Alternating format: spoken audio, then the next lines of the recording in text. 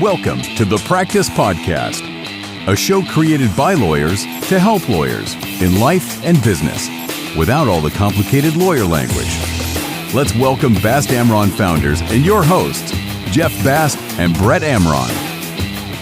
Hey, Jeff. Hi, Brett. How are you? I'm all right. And you? Just all right? Or No, fantastic. fantastic. You know why? Why? We're recording a podcast and I get to be here with you and Nelson and our very special guest. I can't tell if there's a mocking tone there. No but mocking. I love No recording. I truly enjoy this. I don't mock. Well, Not all the we time. have a special guest today. His name is Doug Skoke. Doug is the VP of Business Development for Benjamin Douglas, which is a recruiting agency based out of South Florida. They have an international portfolio of clients in the technology, financial services, and engineering sectors. And Doug is that guy that genuinely subscribes to the platinum rule in life. We're going to come back to that. Put a pin in it. Yeah. So from a professional perspective, if he's selling to or servicing a client, leading a team or collaborating, that's his compass. And I love Doug's tagline, which is putting the human back in capital.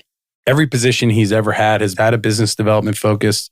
That makes sense because Doug has an affinity for building meaningful and mutually rewarding relationships. His grit, resilience, intellectual curiosity, and authenticity are not only his calling card, but his differentiator. He has worked on the sales management programs for E&J Gallo Winery. He helped grow Trial Graphics from 14 employees to 300. He was in B2B sales for New Horizons Computer Learning Center, South Florida, which is the world's largest IT training organization. And he was a risk advisor for Marsh & McLennan Agency, which is a subsidiary of Marsh, the world's largest insurance broker and risk advisor. He lives in Miami. He has 2 sons. And if you're on LinkedIn, and if you are listening to this podcast, you should be on LinkedIn. If you're not, please subscribe, join, whatever it is. Follow Doug. But his posts are always thoughtful and positive, and we're really happy to have him here today with us. Welcome, Doug. Quite an intro. Yeah. Are we done? We call it a day? I We're think done? that's it. Okay. Is this where we You're at? impressive. You didn't know you were that There's impressive, only right? one direction to go in from here, Yeah, which that is straight was up. pretty good. Welcome, Doug. Thank you. So, VP of Business Development for a recruiting agency. Are you out there? Tell us what you do in that capacity. First, I really genuinely thank both of you for having me on. And thank you for being here. This is pretty special stuff. Well, we'll see where it goes. Yeah, Let's not he should prejudge. reserve Let's not for the prejudge end. it. He's clearly not listened to any other You're episodes. No, I have. And your opening is usually, I mean, if we're going to be honest with one another, the opening banter between you two is usually the best part. So you have, yes, this fair is- enough. This is going to be our new best. I do my research. I do my research. In this business, there's really 2 sides of the desk.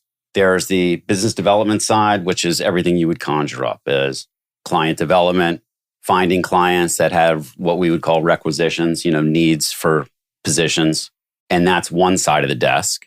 And you cultivate that relationship, you open up opportunities.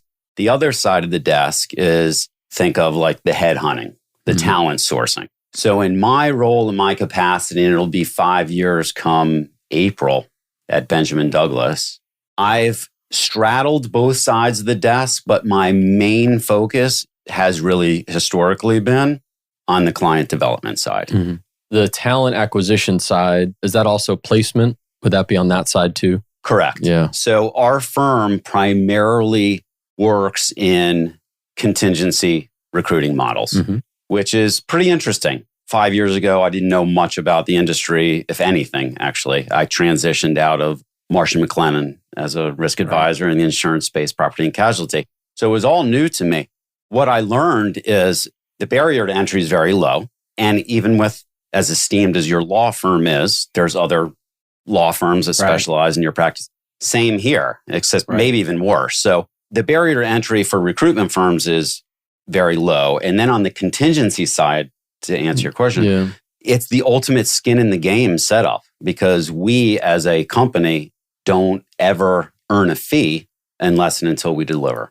And what is the contingency side? What exactly? So what that means is when we engage with a client and start our search, there's a fee that we would earn, but only if we're successful. So I'll bring it to not your model, but like a plaintiff's attorney, right? No, we do a lot of contingency work. Oh, there you go. Okay. Same deal. So that's the majority of the work that we do It's is on a success contingency. fee. If you're not successful, you don't get a fee.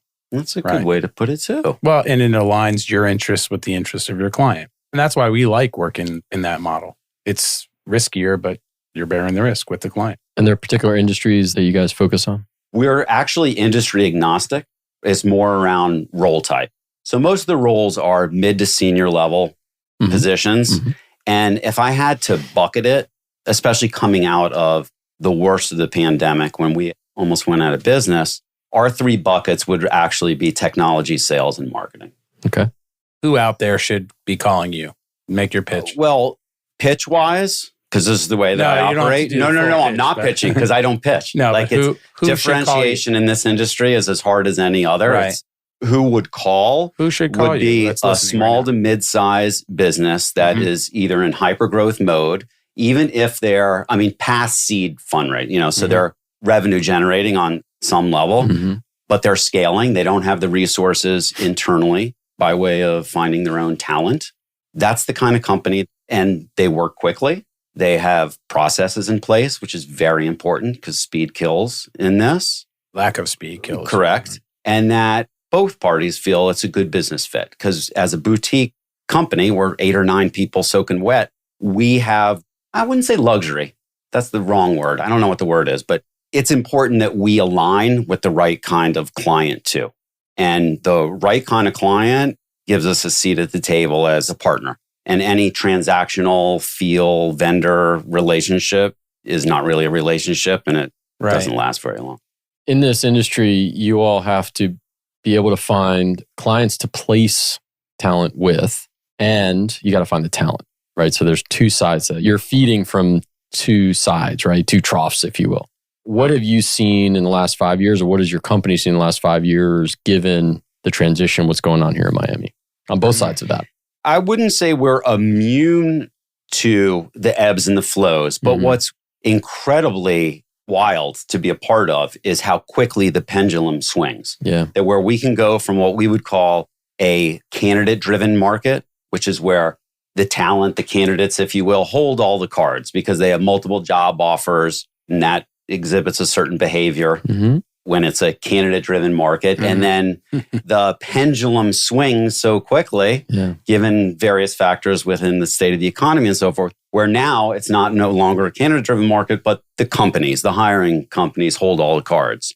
And that dramatically changes things. So in my 5 years, I've seen both ends of that spectrum, I suppose. What's been an interesting development for us coming out of the pandemic is remote work. Right. Geography no longer matters. For the most part. Right. And again, it's what's cool about life. Nothing's ever black and white. And stuck in mud. You know what I mean? Right. Yeah. Because what I'm experiencing now with a couple clients in real time in South Florida they're scaling. They're in industries that are thriving, let's just say. And they're also adamant about creating an in-office culture. Therefore, in-office. We have to find people that want to work in the office. That makes the job a little more challenging. Is that a more recent trend post-pandemic? Correct. I'm talking like in the last 3 or 4 months. Sure, because it's changing so quickly, right? That's right. Are you having to, or are you able to go outside of Florida to pull talent and resources? Because there's only so much talent here.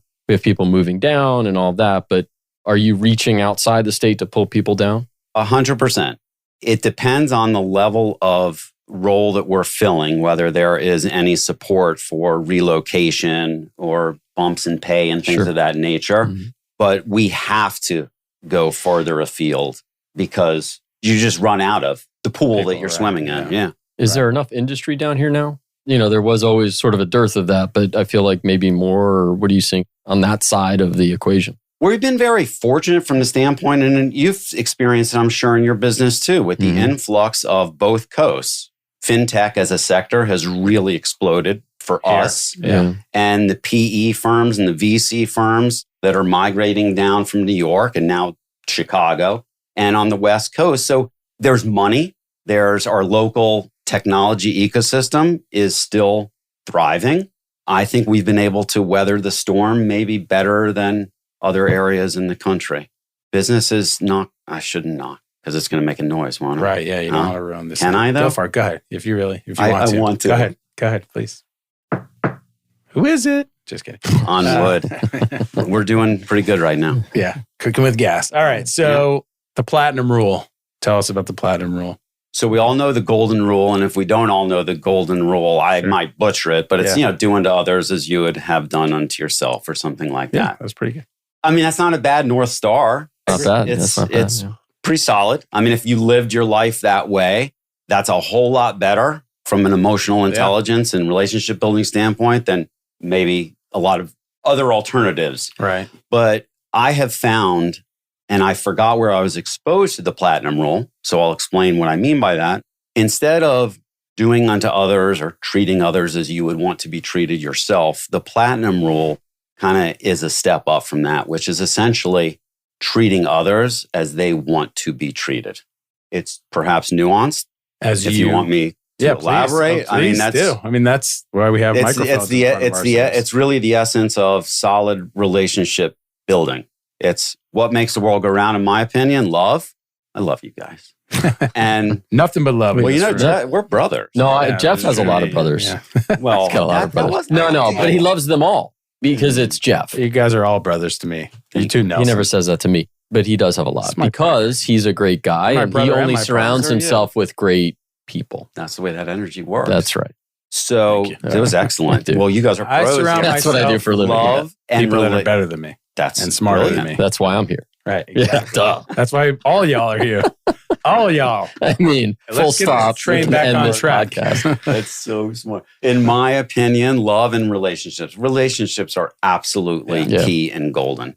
And I'm not preaching. I'm just conveying my thoughts on this topic. So right. Of course. We're having a conversation. In order for relationships, for me to have worth and meaning, you got to go deep. There's no surface level stuff. So the greatest respect I think I can give other people is to treat them as they want to be treated, not as I want to be treated, because we're all unique human beings. We're all wired different ways. I have different motivations than you might have different motivations, so on and so forth. So the platinum rule says, treat Jeff how Jeff wants to be treated, not treat Jeff how Doug would like to be treated. Because how Doug would like to be treated might not work for how Jeff would like to be treated. But did I just confuse you? Yeah, no, you got it. I think you said it perfectly clearly. And I guess my question is, in this example, is Doug treating Jeff how Doug thinks Jeff wants to be treated? Or is Doug treating Jeff, I'm just trying to eliminate the pronouns, is Doug treating Jeff as Jeff has told Doug Jeff wants to be treated? Which is it? Can I add a C? You have A, B, and I'll add a C. And that is, I think it takes time, right? So it's Doug treats Jeff how Doug learns after time how Jeff wants to be treated. Right. That's a C.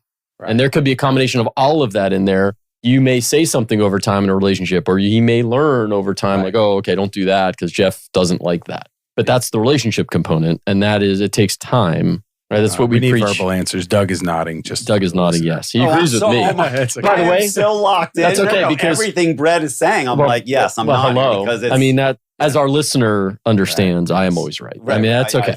But that's the point. The point is creating, cultivating those relationships over time. Absolutely, and it's what we preach here, right, with all the lawyers, and what we preach with our kids and our families and everything. So I appreciate that very much. To me, I think the golden rule was, I agree, a stepping stone, but to me, that was more of a morality thing, right? To me, it's a floor. That should be your baseline. It's the baseline. Ooh. I agree with that. If you want that to be done to yourself, then don't do it. That's like your price of entry. So you want to be a human being, you got to start there. So to me, that was more of a morality thing. And the platinum maybe, is more of a deep dive into the relationship component of it. So the genesis of my question was really, do you ask? Do you ask somebody, hey, is this how you want me to communicate, or is this how you want me to treat you? Making that more of a habit, being intentional about it and mindful about it. Yeah. And even in conversations with those closest to me, my brother comes to mind.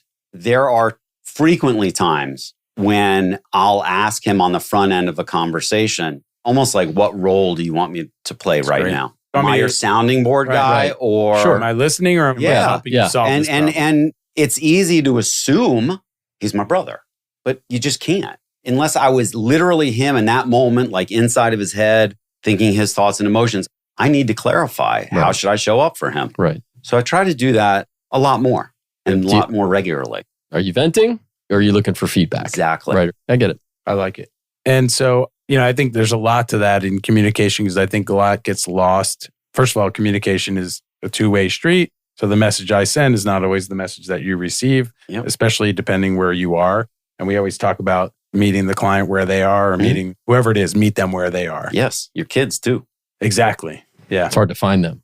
Sometimes. That's good, Brad. Even if they're standing right in front of you, you know what I mean? It's hard to find them, but that's part of parenting, right? It's trying to figure that out. 2 have left the house and I have one who's a senior, and where I have to find him is the beanbag chair in his room. But even then, when you find him there physically, you may not be able to find him emotionally. That thing is like at a sleep property that is unbelievable. If he sits on that, that's it. He's done. Do you have a dog too?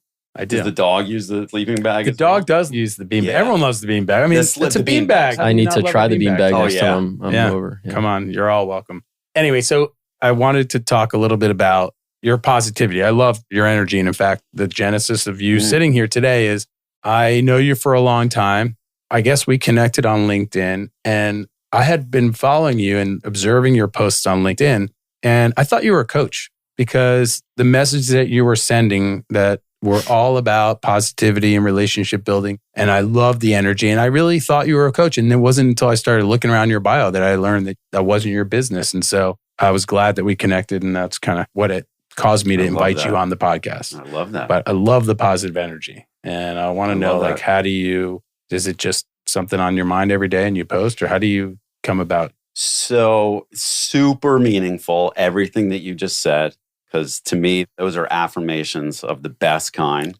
I meant it. No, you wouldn't have said it if you didn't mean it. I think I know you well enough to know that. I do believe, maybe there's some clairvoyance in there on your end. I do believe that's in my future somewhere.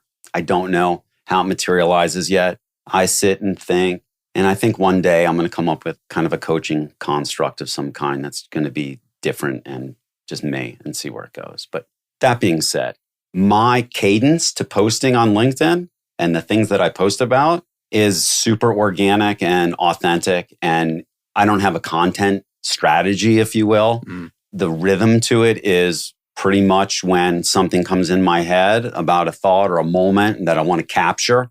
And I think that I could do it justice by putting some words around it, maybe a picture. And it usually all is framed around one of 4 things, to be quite honest with you. One of 4 things. Yeah. Go ahead. I'm going to answer the question. Listener. I'm starting to Jeff take is notes. about, so let's do it. Take notes. One of 4 things. Well, can I go ahead and say millions of listeners aren't going to see right now?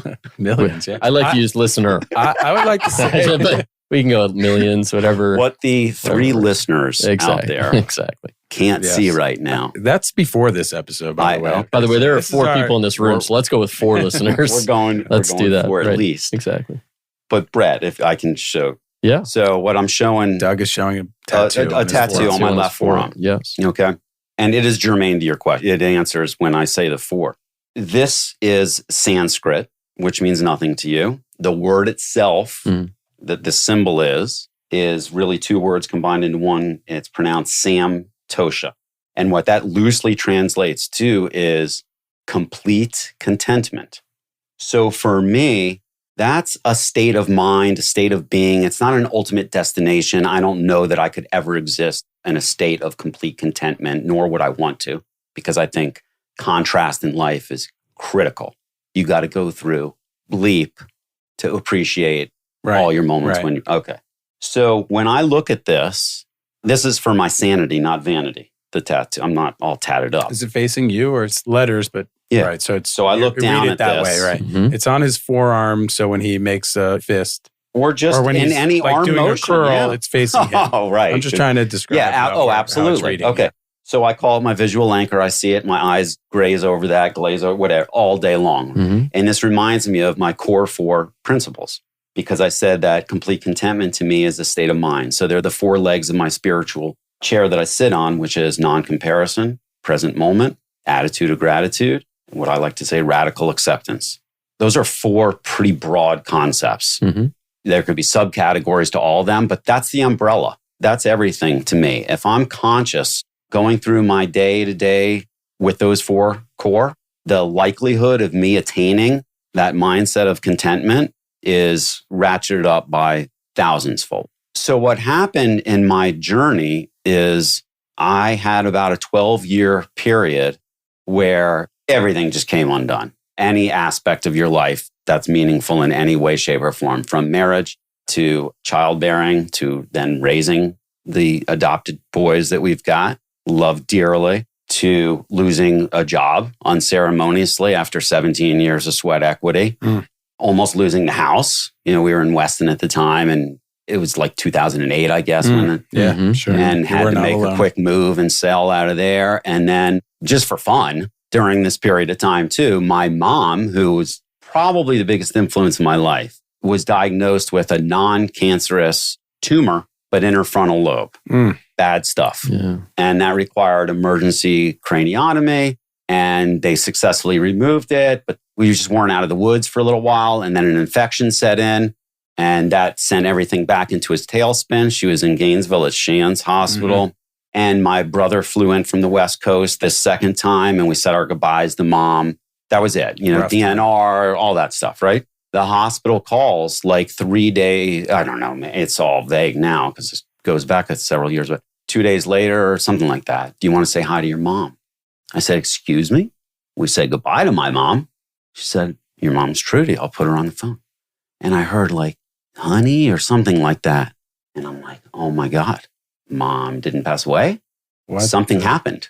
I don't know if you have relatives or family members where you've had to sign off on do not resuscitate and incubate and morphine starts and somebody did something or stopped doing something. But that's what happened. And then the next 7 years of my life, personally, were consumed with caring for my mom because her state of being was 1,000,000% compromised. You guys know, but in that frontal lobe, all of your executive reasoning and functioning, and she was the shell of a person, and it just went, but it was a slow passing. But there's beautiful moments to reflect on. The only reason, and I'll move off of this, but I just want to set the table because that's what was really the catalyst, I think is the word you used, Jeff, for at some point, at the end of all of this, several years ago, not that long ago, I'm like on this hamster wheel now. Mom passed, which was a blessing. My ex-wife and I are incredibly amicable, have to be. My whole parenting journey with my two sons is not like anything I ever could have conjured up. That's a whole other thing, but adoption at birth, both of them. And it's been a wild ride. I found myself in this hamster wheel of just like, what the hell? I've never been a massive woe's me guy, but I was feeling a lot of woe's me and I was just lost. And I happened to meet somebody in the network, not our network, but like in the Chamber of Commerce or something like this, right? And she specialized, this is about 5 years ago, in mindfulness and meditation coaching. And we got into a fascinating conversation and she took me on as a client. I'd never meditated before in my life. It was December 2017. And she took me down a path for about a year of really coaching me on how to meditate and exposing me to different concepts around mindfulness. And it really was life altering for me. And then I just ran with it. And now I'm just going deep dive, deep dive, deep dive, deep dive. So this is just me. I'm 55. I feel like I'm 25 right now. You look great. Well, I appreciate that. I appreciate that. You look great. And I'm turning 55 in a few months. And you look amazing. I feel great. That's the best. Great. Yeah, follow the feels. Yeah, I'm with you. Yeah, I think you're looking at 2 subscribers to meditation and health and introspection. And I love your mantras. I think they're amazing. Really, I've been so impressed by you and I know each other for a long time, but we're not super close. Nope. We haven't had contact in whatever decades. I mean, I did like you. I didn't love you, but you hated me. I think when you know someone at a stage of life, like in college, for example, and then you go off and you encounter them 20 years later, you have in your mind this image of that person at that time. And maybe in college, we're all very different than what we are today. And so I'm always interested to see how people change, evolve, grow, whatever. And I've enjoyed observing. I think your posts come from the heart. It's very clear to me they come from the heart. And observing that has been really a pleasure. I've really enjoyed it. That's everything. That comment means everything. You're speaking my language. It really does. What you go through, you grow through. And that's why I shared that story. That's why I think it's so important in life not only just to build up resiliency, and also another underrated superpower for all of us is compartmentalization. Yeah. I mean, that's the whole Massive. idea of meditation and mindfulness. You know, the more stuff you got to figure out in life and navigate your way through, you just grow from it all. You use that as the experiences, right? From Yeah. which you can build off of. Yeah. No doubt. Might I ask what the other tattoo is on your right forearm? Sure. That looks this is Japanese, Chinese? No, What is it, Mandarin? Brett's. Smart He's guy. smarter than he looks. He's super. No, he looks. I mean, that's not hard. It's the glasses. I love the glasses. That's a low bar. He's smarter than he looks. No, you guys are awesome. This is a Japanese symbol for the word flow. So flow is just another concept, right? Which I think has a different connotation or can be misinterpreted. Right. Go with the flow. It's used now. Right. Right? Like right. you're directionless or whatever. But on a deeper level, it's far from that. You're talking about trust, faith over fear. You're opening yourself up to a lot of different avenues to get to an outcome and not necessarily living your life. It sounds like I'm preaching. This is what I preach to myself. Mm-hmm. I try not to live an outcome-based life. I do my best and I surrender the rest. And I'm cool with whatever the outcome is. Have you read the book, The Surrender Experiment? Yes. Yeah. And I just picked up Michael Singer, is it? Yeah. Who's in Gainesville. Yeah, he was. That's where a lot of it takes place. So outside of Gainesville. there's another book. This is the other book, Untethered Soul, Oh, yeah. which I haven't read and was told, oh, you should maybe read The Untethered Soul before Surrender. I don't know what goes before what, but I just started this one. Somebody gifted me that Oh. book and I haven't opened it yet. When? I'm in the middle of a couple of other books right now. Are you a big reader? It takes me a long time to get through a book. Summertime, when I travel a little more, I can read more or more frequently. So I usually will pick it up maybe 10 to 20 pages if I can every other day or every I'm couple just days. like So you. It takes me forever. It does. If somebody was interested in these themes, what book would you recommend that they start with? That they start Or, with? I don't know. It doesn't have to be a start. Just what book would you recommend? Is there one book that you would recommend? Hey, you got to read this. Yeah, I'm forgetting the name of it, where it all started for me. We're going to put it in the show notes. We're going to get the name of the Yeah. book and we'll put it in the show notes. For sure. I'll tell you, I just finished reading recently Think Like a Monk. I don't know if you've read that, Jay Shetty. No, Also I really, love Jay really Shetty, good. sure. Yeah. Very similar themes. And there was one, and actually Brett and I just talked about this at lunch, that the idea that happiness is a fraction, the numerator of which is what you have, and the denominator is what you want. Mm. So I'm sorry, I said it reversed. What you want over what you have. And if you're pretty close to one, then you are. Can I read something to you? Please. Oh, yeah. This is the bathroom. Did you see it? Yes, So we went to lunch at this Thai It's fusion Indonesian place. restaurant. We both went to the I'm bathroom going to make a plug. separately. Can we make a plug for this place? Because it's been around for a long time. And We can. I'm dying It's to hear called this. Bali Cafe Bali in downtown Cafe. Miami. We love this place. So there's this little thing in the bathroom, and I took a picture of it because I Yeah. thought it was interesting, but it falls I in have- line with what. Yeah, I have sent that picture Yeah, to have my you? family. All right. Go ahead. It says happiness. Keep your mind free from worry, your heart free from hate. Live simply, give more, expect less. I like it. I liked it. I thought it was going to take the picture. That resonates big time. It does. I Yeah. feel like Big time. should we end on that? First of all, Doug, we always suggest that we'd like to have people on the podcast back, and We I don't want- mean it we no all the time. we don't no. just- We of course. we Of course we want to. when we say it, we mean. We would never say it if we No, didn't mean it's it. true, But that's we'd true. love to have you back because Of course. I feel like we only scratched the surface on your journey and where you are, and we're glad you are sitting in this chair, and we're glad that you arrived at this place of complete or approaching complete contentment. I think that's where you want to be, is right on the eve of it, right? You know, Yeah, once you get there, it's kind of I don't even know what there right. is. Well, right. right. That's right. there What does is that the mean? journey, right? Satisfaction, complete contentment. Right. Like, what does that mean? Inner peace, I think. Right. But does that mean you're satisfied, like complete content? If you have inner peace, that doesn't necessarily mean, right? You could have inner peace, but you're still on your journey because there's more that you're looking to do. And, right. for So, sure. Yeah. To me, it's Yeah. not a destination. A journey. Right. It's all Correct. the journey. Yeah. Wow. We've touched on some Yeah. I fascinating mean, to me, topics. I would outwear my welcome in a second. I would sit here for 3 more hours and talk to you guys. Well, we may still do that. We're going to turn the mics You're- off, but we're going to you're- continue you're doing that. beautiful. But We're going to talk about the octopus yeah, next that's time. a We'll save that one conversation. for the If next you like conversation. this show, please give us a review. If you follow us on Apple, give us a 5-star review and it'll help other listeners find us. And if you have any questions for Doug, his contact information is in the show notes. And we will see you next time. Well, Thank we'll you. talk to you next time. Okay. We'll see each other and We'll see- talk we'll to talk you to next listener. time. Thank you, Nelson. Thank you, Doug. Thank you, Doug. Very much. Thank you. Thank you, Nelson. Jeff. Super grateful. Thank you. For more information on this show and other resources, visit fastamron.com and connect with us on LinkedIn, Facebook, and Instagram @FastAmron.